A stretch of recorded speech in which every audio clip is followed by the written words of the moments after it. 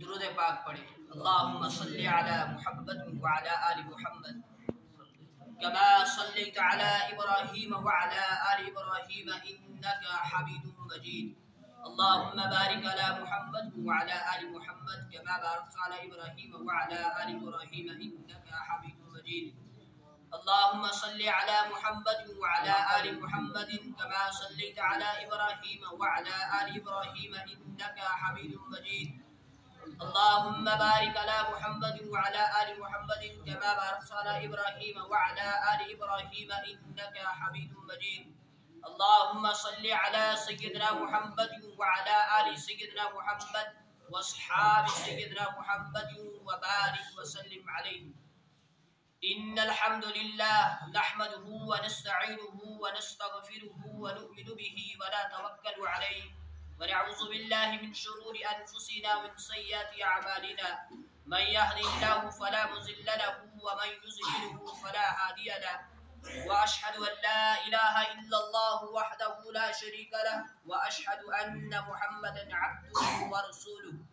أما بعد أرسله بالحق بشيرا ونذيرا وداعيا إلى الله بإذنه وسراجا منيرا.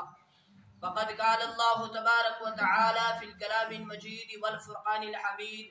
فأعوذ بالله من الشيطان الرجيم. بسم الله الرحمن الرحيم. لولا إذ سمعتموه ظن المؤمنون والمؤمنات بأنفسهم خيرا وقالوا هذا إفك مبين.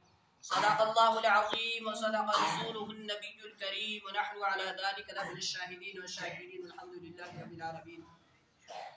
قال النبي صلى الله عليه وسلم بلغوا عني ولو آية او كما قال عليه الصلاة والسلام.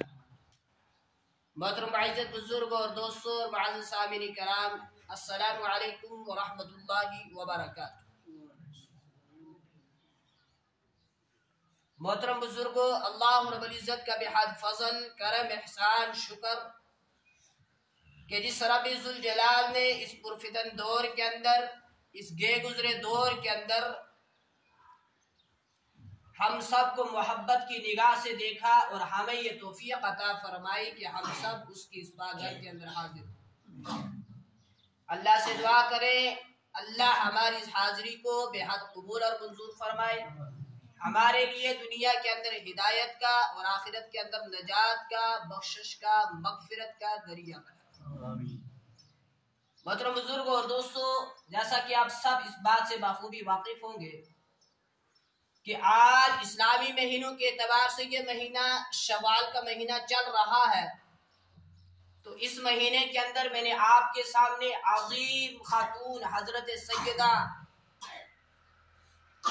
عائشہ صدیقہ رضی اللہ تعالی عنہا کے فضائل آپ کے سامنے شروع کیے تھے.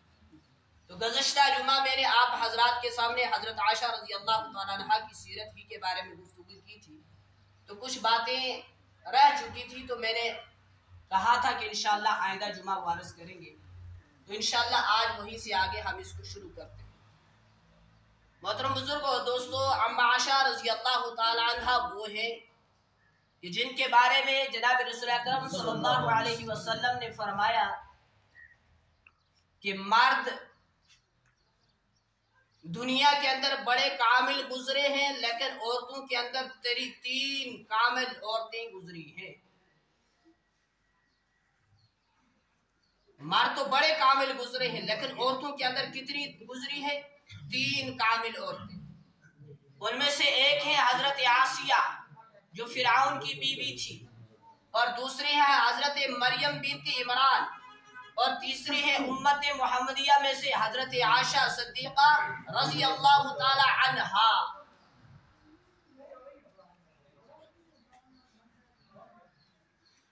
حضرت عمر فاروق رضی اللہ تعالی عنہ کا دور خلافت ہے.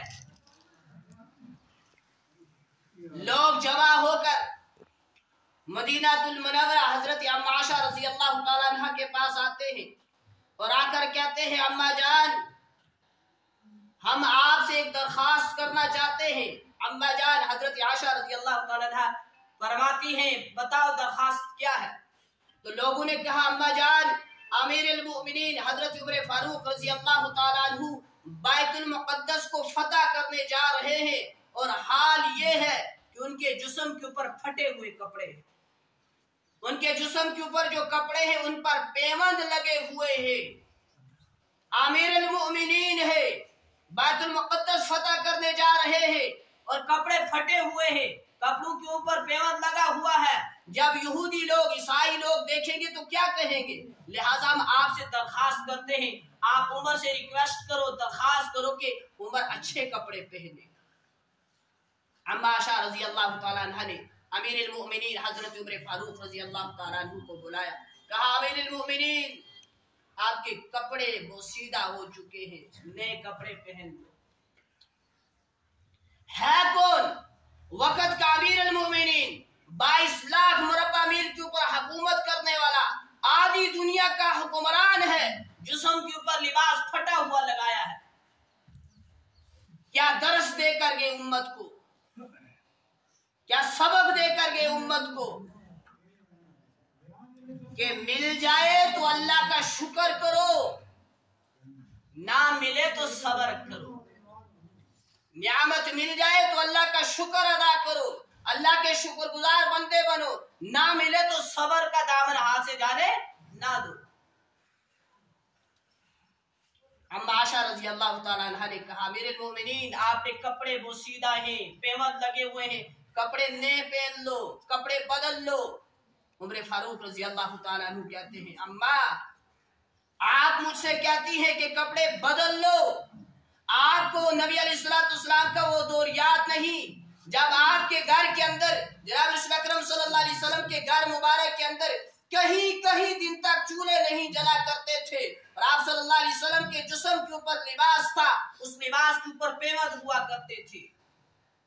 کیا آپ کو وہ دور یاد نہیں؟ تو یہ واقعہ سنتے ہی حضرت عمہ عائشہ رضی اللہ تعالیٰ عنہ کی آنکھوں سے آنسو جاری ہو گئے، عمر فاروق بھی رونے لگے، 22 لاکھ مربع میل کا حکمران رو رہا ہے اور ساتھ میں صحابہ بھی رونے لگے۔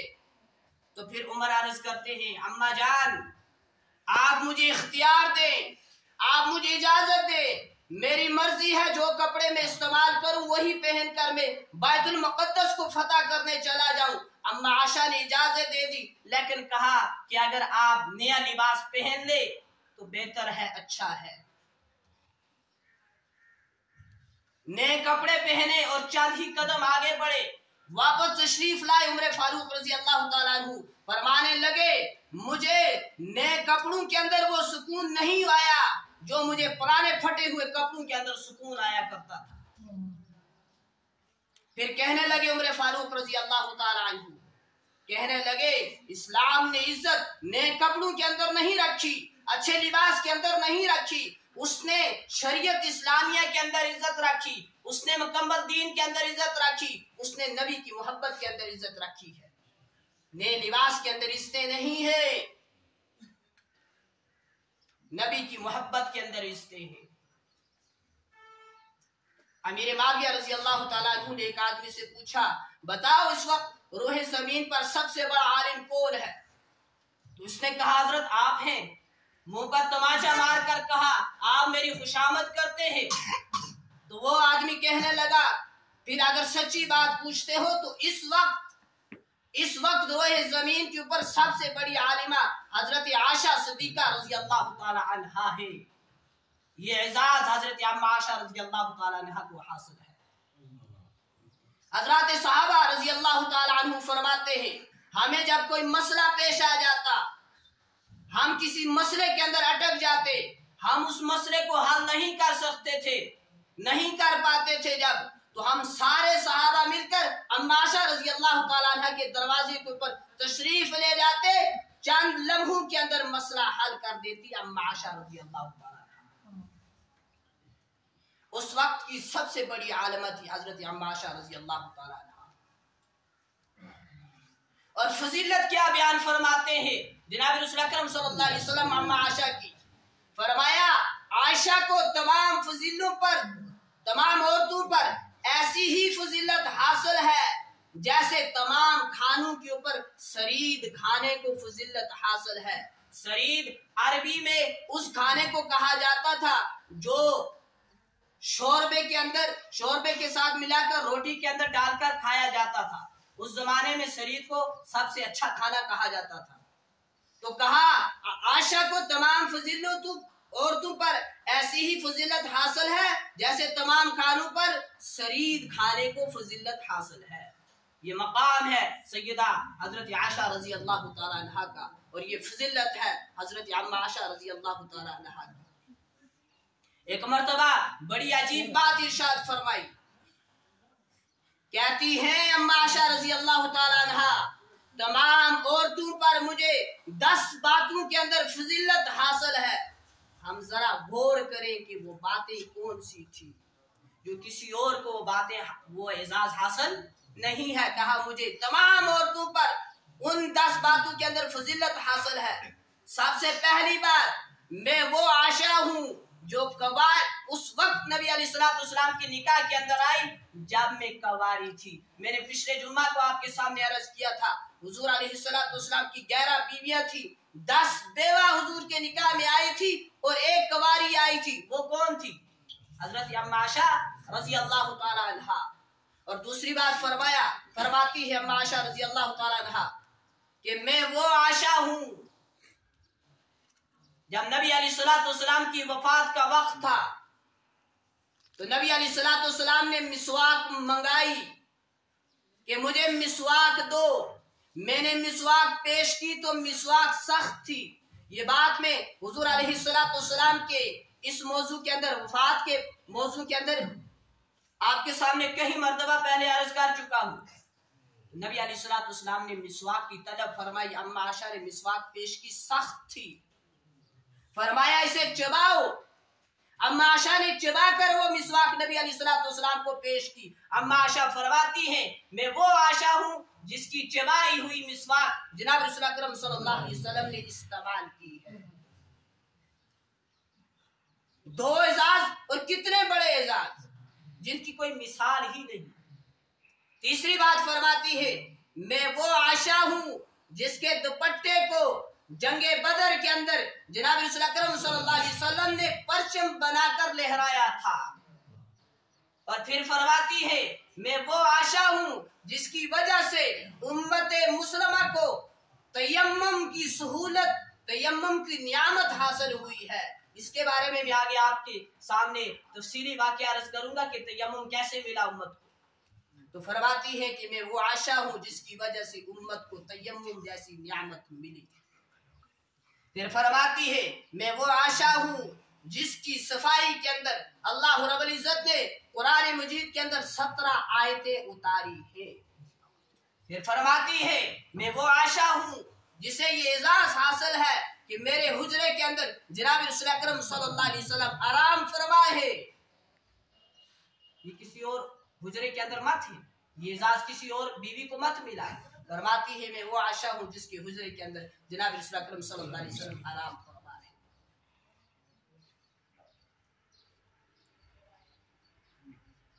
अम्मा आयशा माँ है और फातिमा ज़हरा बेटी है।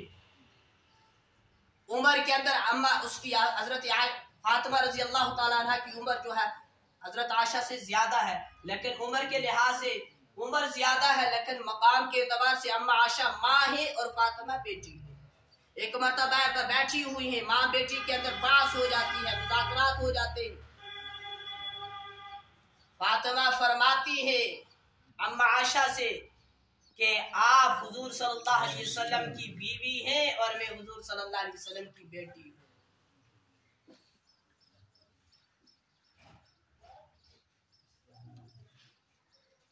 हजरत आयशा फरमाती है बिल्कुल ठीक, आप हुजूर की बेटी है, मैं हुजूर की बीवी हूँ।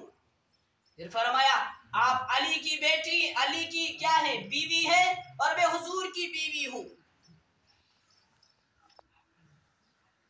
हजरत फातिमा कहती है आपकी रगों के अंदर अबू बकर का खून गर्दिश कर रहा है, मेरी रगों के अंदर मोहम्मद मुस्तफा का खून गर्दिश कर रहा है। आपकी रगों के अंदर खून आपके बाप अबू बकर का है, मेरी रगों के अंदर खून मेरे बाप मोहम्मद अरबी सल्लल्लाहु अलैहि वसल्लम का है। अम्मा आयशा कहती है बिल्कुल तुमने ठीक कहा, बेशक मैं सिद्दीक की बेटी हूँ और तुम मोहम्मद अरबी की बेटी है, लेकिन मैं मोहम्मद के घर में تم علی کے گھر میں ہو. میں کہاں ہوں؟ میں محمد کے گھر میں ہوں، تم علی کے گھر میں ہو. بے شک تم محمد کی بیٹی ہو، میں صدیق کی بیٹی ہوں، لیکن بات دنیا کے دن کی نہ کرو، بات قیامت کے دن کی کرو، جس کے بارے میں حضور نے فرمایا ہے قیامت کے دن ہر عورت اپنے خامد کے ساتھ جنت کے اندر جائے گی. تو اما عائشہ فرماتی ہے کل قیامت کا جب دن ہوگا تمہاری انگلی علی اور مرتضیٰ کے ہاتھ میں ہوگی اور میری انگلی جناب رسول اکرم صلی اللہ علیہ وسلم کے ہاتھ میں ہوگی. کتنا بڑا اعزاز حاصل ہے اما عائشہ رضی اللہ تعالی عنہا. مولانا رومی رحمت اللہ علیہ نے بڑے دردناک انداز کے اندر اس واقعے کو نقل کیا. جب سیدہ فاطمہ نے سنا کہ میری انگلی علی کے ہاتھ میں ہوگی، عائشہ کی انگلی نبی کے ہاتھ میں ہوگی، تو اما اس کے بارے میں حضرت فاطمہ کے بارے میں فرماتے ہیں کہ حضرت فاطمہ نے رونا شروع کر دیا جب یہ سنا کہ میری انگلی علی کے ہاتھ میں ہوگی اور عائشہ کی انگلی میرے باپ جناب رسول اکرم صلی اللہ علیہ وسلم کے ہاتھ میں ہوگی. تو حضرت فاطمہ داڑے مار کر رونے لگی. تو پھر اما عائشہ نے حضرت فاطمہ کو پکڑا، سینے سے لگایا اور کہا بیٹی آپ محمد صلی اللہ علیہ وسلم کے جگر کا ٹکڑا ہے. میں نے کہیں مرتبہ سنا ہے نبی نے ارشاد فرمایا تھا فاطمہ میرے جگر کا ٹکڑا ہے، جس نے اس کو تنگ کیا اس نے مجھے تنگ کیا. تم تو بڑے اونچے مقام و مرتبے والی عورت ہو، تمہارا احترام بہت بلند ہے، تمہارا مقام بہت بلند ہے. حضور صلی اللہ علیہ وسلم کی زندگی کے دو بڑے عجیب واقعات اور دونوں کے دونوں قرآن مجید کے اندر موجود ہیں. حضور علیہ السلام جب بھی لڑائی کے اوپر جنگ کے لیے تشریف لے جاتے تھے تو آپ پورا ڈالتے تھے، اس کے اندر جس بیوی کا نام آتا تھا اسی کو ساتھ لے جاتے تھے. دو جنگیں ایسی ہوئی ہیں جن جنگوں کے اندر حضرت اما عائشہ ہی کا نام آتا ہے. ان میں سے ایک غزوہ ہوا ہے جس کا نام ہے غزوہ ذات الرقاع اور دوسرے غزوے کا نام ہے غزوہ بنو مصطلق. رقاع رقتن سے ہے اور عربی میں رقاع کہتے ہیں ٹاکی کو. جب کپڑا پھاڑو ٹاکی تو اس کو کہتے ہیں عربی میں رقاع. تو غزوہ ذات الرقاع یعنی ٹاکیوں والا غزوہ. اس غزوے کے اندر حضرات صحابہ رضوان اللہ تعالی علیہ اجمعین کے جوتے ٹوٹ گئے تھے، پھٹ گئے تھے، جس کے جگہ انہوں نے جوتوں کی جگہ اپنے پاؤں کے اوپر ٹاکیاں باندھی تھی، اس لیے اس غزوہ کو غزوہ ذات الرقاع کہتے ہیں. اور دوسرا غزوہ بنو مصطلق. بنو مصطلق ایک قبیلے کا نام تھا جو مدینہ المنورہ سے چند دور کے فاصلے پر تھا. آپ نے وہاں بھی جانا تھا، آپ کے ساتھ 200-300 لوگ تھے، موجود تھے. بات کی طرف توجہ دیں کہ امت کو تیمم کیسے ملا، تیمم کی ابتدا کیسے ہوئی اور کس جنگ کے اندر ہوئی، کیسے ہوئی. تو آپ مدینہ المنورہ سے چلے، ساتھ میں 200 یا 300 لوگ بھی ساتھ موجود ہیں. ایک جگہ پہنچے، وہاں آپ نے پڑاؤ کیا. صحابہ نے بتایا یا رسول اللہ صلی اللہ علیہ وسلم یہاں پانی نہیں ہے، وضو کیسے کریں؟ فرمایا اس وقت لوگ تھک کے ہیں، آرام کریں، صبح تہجد کے وقت ہم بیدار ہو کر دوسری منزل پر چلے جائیں گے، وہاں پانی ہوگا، ہم وضو کر لیں. سارے لوگوں نے رات کو آرام کیا. حضور علیہ السلام اپنے خیمے کے اندر حضرت اما عائشہ رضی اللہ تعالیٰ عنہ کے ساتھ صحابہ نے آرام فرمایا. جب صبح کو تہجد کے وقت سب بیدار ہوئے، آنکھ کھلی تو دیکھتے ہیں کہ پانی ہی نہیں ہے. صحابہ بیدار ہوئے تو دیکھا حضور علیہ السلام جاگ رہے ہیں مگر خیمے سے باہر تشریف نہیں لائے. تو محسوس کیا اما عائشہ کی آنکھ نہیں کھلی، اس لیے حضور باہر تشریف نہیں لائے. تو جب عائشہ کی آنکھ کھل جائے گی، عائشہ بیدار ہو جائے گی نیند سے، تو حضور بھی باہر تشریف لے آئے گی. خیر لکھا ہے کتاب کے اندر کہ اما عائشہ رضی اللہ تعالی عنہ کا سر حضور صلی اللہ علیہ وسلم کے گھٹنے مبارک کے اوپر تھا، یا حضرت عائشہ کا جسم حضور علیہ السلام کے جسم کے ساتھ تھا، بخاری کے اندر موجود. تو اما عائشہ کی آنکھ نہیں کھل رہی تھی، حضور اٹھاتے تھے عائشہ اٹھو، عائشہ کی آنکھ نہیں کھلی. یہ نیند کا تقاضا ہے، انسان کا خود اس کے اوپر اختیار نہیں ہے. کبھی ہماری آنکھ نہیں کھلتی ہے صبح، حضور اٹھا رہے ہیں عائشہ اٹھو، عائشہ کی آنکھ نہیں کھلی. تو حضور علیہ السلام نے ان کی نیند کے اندر دخل نہ دینے کی وجہ سے اپنے آپ کو حرکت نہیں. یہاں پر اس بات کو رو کر میں میں ایک بات کہنا چاہوں گا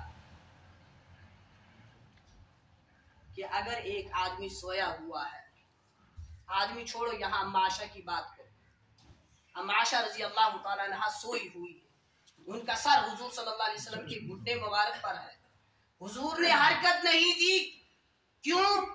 عائشہ کی نیند کے اندر خلل پڑ جائے گا، خلل پڑ جائے گا، اس لیے حرکت نہیں دی، اتنا لحاظ رکھا ان کے اس نیند کے تقاضے کا۔ ہم پوری رات اپنے گھروں کے اندر ناچ گانا گانے کر کے، ڈی جے کر کے، ڈول لا کر پورے گاؤں کو جو تقریب دیتے ہیں، اس کی کہاں اجازت ہے؟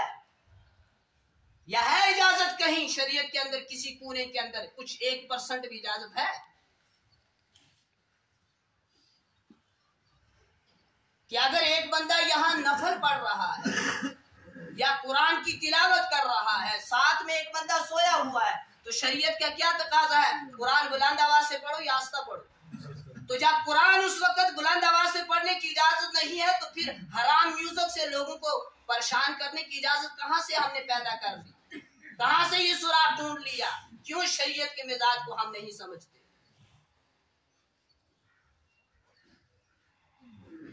کیوں شریعت کی باتیں سننے کے بعد بھی اس پر عمل پیرا نہیں ہوتے؟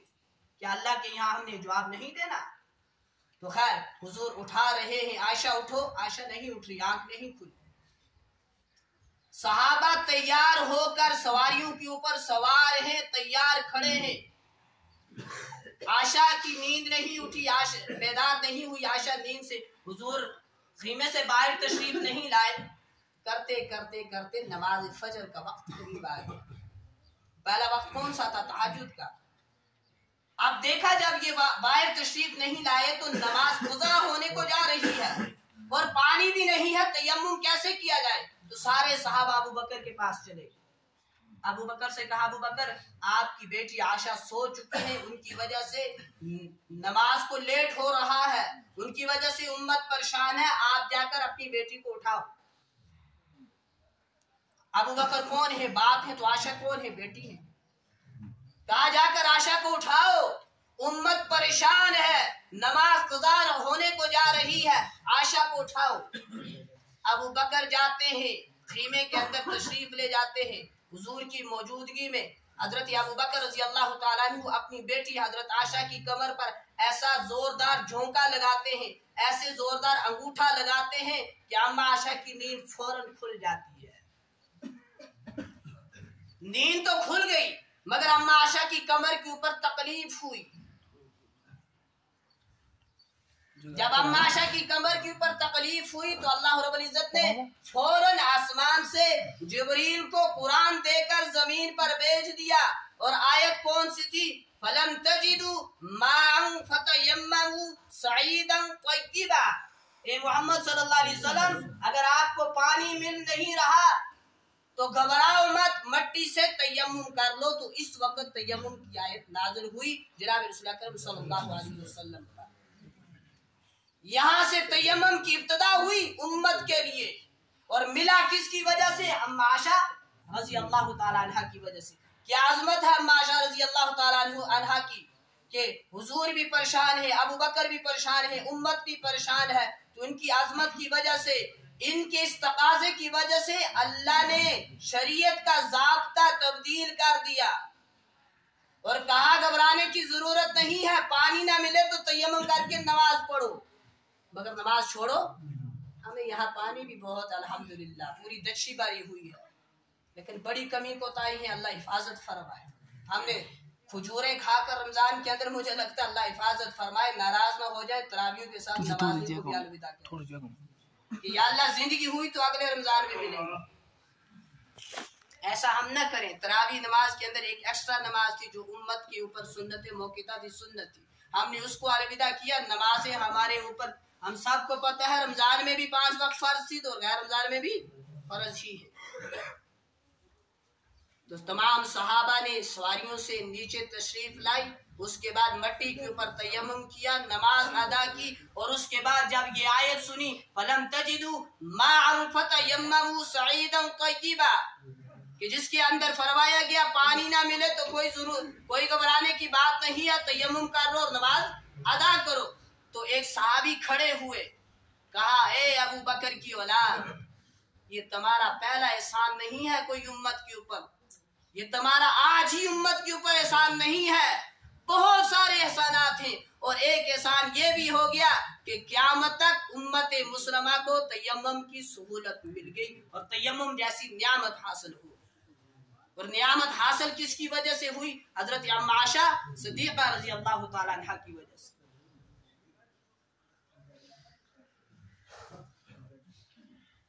تو یہ شان ہے حضرت ابو بکر صدیق کی بیٹی ام عائشہ رضی اللہ تعالیٰ عنہ۔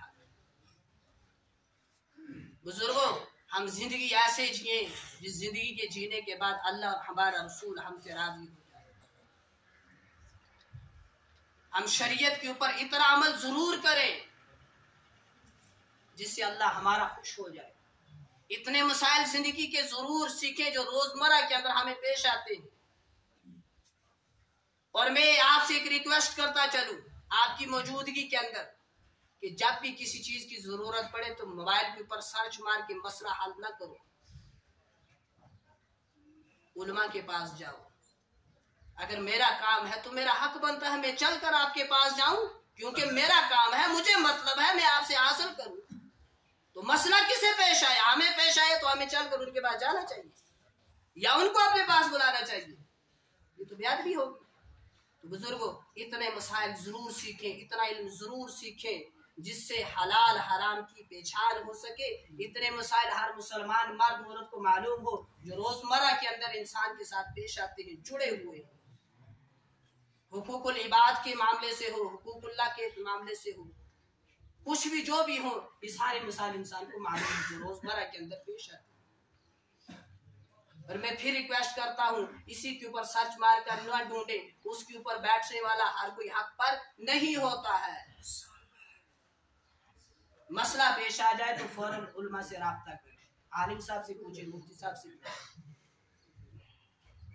اور دین سیکھنے کی شوق جذب اپنے اندر ہم سب پیدا کریں۔ الحمدللہ آپ حضرات کے تعاون سے، آپ حضرات کی دعاؤں سے، آپ حضرات کے جانی مالی وقتی تعاون سے ہمارے یہاں مرکز، ہمارا مدرسہ تیار ہے۔ اپنے بچوں کو اس شوال کے اندر ایڈمیشن ہوتے ہیں مدارس کے اندر بھیجیں،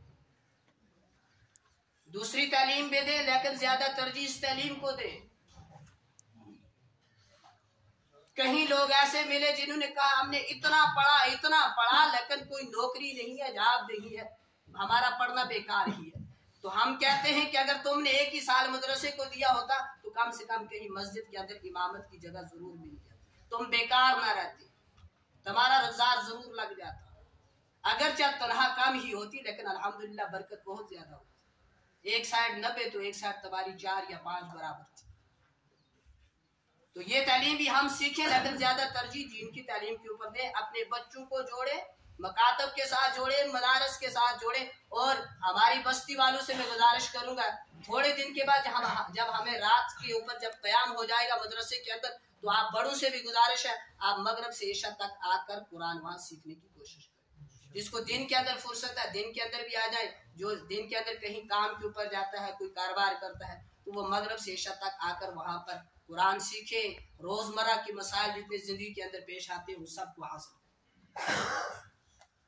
انشاءاللہ اس کے جذبے اپنے اندر پیدا کریں گے، اس کا شوق اپنے اندر پیدا کریں گے۔ ہمارا کوئی بھی بچہ الحمدللہ تقریباً ہمارے گاؤں کی جتنی مساجدیں ہیں ہر مسجد کے اندر مکتب چل رہا ہے، کم سے کم ہر مسجد کے اندر، کچھ 1-2 باقی ہیں لیکن وہاں کے بچے بھی دوسری مسجد کے اندر جاتے ہیں۔ تو ہم سارے والدین یہ کوشش کریں ہمارا کوئی بھی بچہ، ہماری کوئی بھی بچی مسجد سے مکتب سے دور نہ ہو، مکتب کے ساتھ جڑی ہو۔ یہاں بچیوں کا مکتب الگ چل رہا ہے، وہاں بھی آپ اپنی بچیاں وہاں بھیج دیں، اور بچے جو ہیں ان کو مکاتب کے اندر بھیجیں، مکاتب کے حوالے کریں، مدرسے کے اندر ایڈمیشن جاری ہے وہاں بھی ان کی ایڈمیشن کرائیں۔ اللہ رب العزت سے دعا ہے کہ اللہ رب العزت ہمارا کہنا، ہمارا سننا قبول اور منظور فرمائے، ہمارے لیے ساری باتیں دنیا کے اندر ہدایت اور آخرت کے اندر نجات کا ذریعہ بنائے۔ اللہ پاک ہم سب کو عمل کی توفیق نصیب فرمائے۔ وآخر